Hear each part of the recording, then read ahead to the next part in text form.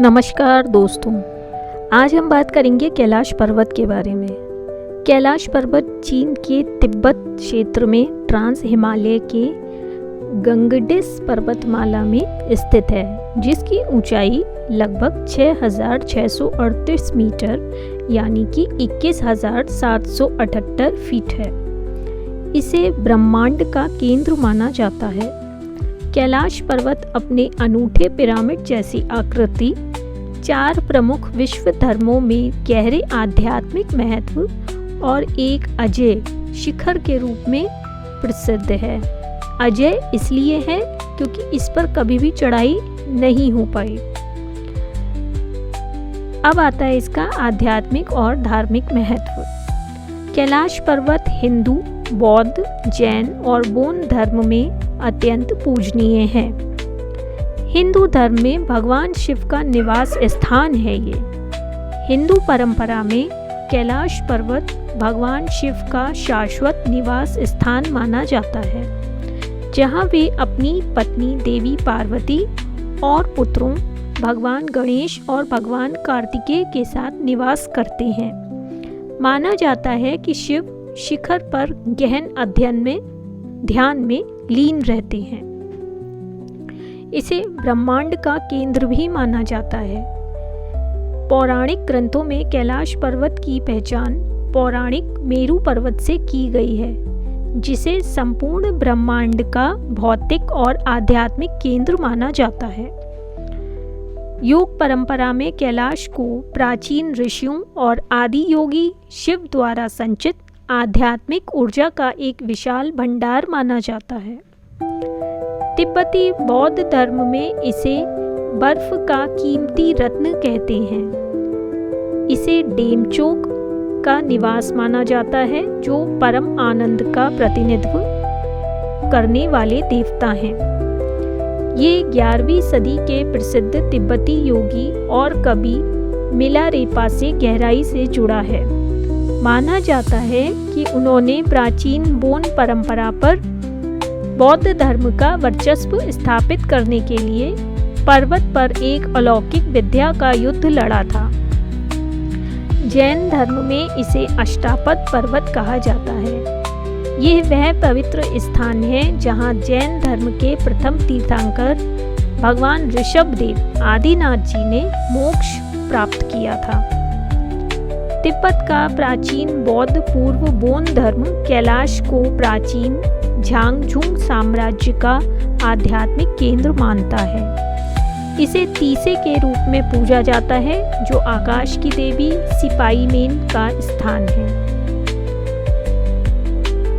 भौगोलिक और जल वैज्ञानिक महत्व की बात करें तो कैलाश पर्वत एशिया की महान नदियों का स्रोत है। कैलाश क्षेत्र के ग्लेशियर पिघलने से एशिया की 4 प्रमुख नदियां निकलती हैं, जो 4 अलग अलग दिशाओं में बहती हैं। पहली आ जाती है सिंधु नदी, जो कि उत्तर से निकलती है। दूसरी आ जाती है ब्रह्मपुत्र नदी, जो पूर्व पे निकलती है।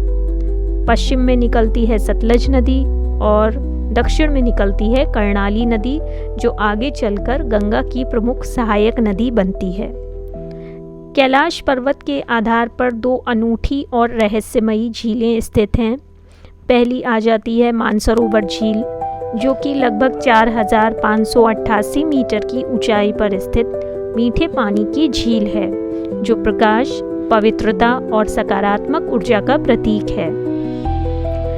दूसरा आ जाता है राक्षस ताल, जो कि अर्धचंद्राकार आकार की खारे पानी की झील है, जिसे पारंपरिक रूप से नकारात्मक शक्तियों, मानवीय वासनाओं और राक्षस राज रावण से जोड़ा जाता है। माउंट एवरेस्ट, जिसकी ऊंचाई 8,848 मीटर है, उसकी तुलना में कैलाश पर्वत छोटा होने के बावजूद कैलाश पर्वत आज तक अविजित और अनछुआ है। करोड़ों श्रद्धालुओं की गहरी आध्यात्मिक आस्था के सम्मान में चीनी सरकार के नियमों और स्थानीय परंपराओं द्वारा कैलाश पर्वत पर चढ़ाई करना पूरी तरह से प्रतिबंधित है। 1980 के दशक में महान पर्वतारोही रेनहोल्ड मेसनर को चीनी अधिकारियों द्वारा चढ़ाई की अनुमति दी गई थी, लेकिन उन्होंने इस पवित्र पर्वत के सम्मान में मना कर दिया। 2001 में इस शिखर पर चढ़ने का आधिकारिक रूप से पूर्ण प्रतिबंध लगा दिया गया। पर्वत की ढलान अत्यंत सीधी है और इसके गहरे रंग के चट्टान व बर्फ की संरचना के साथ साथ यहाँ का अनिश्चित और रहस्यमयी मौसम पर्वतारोहण के लिए अत्यधिक घातक परिस्थितियाँ पैदा कर देता है।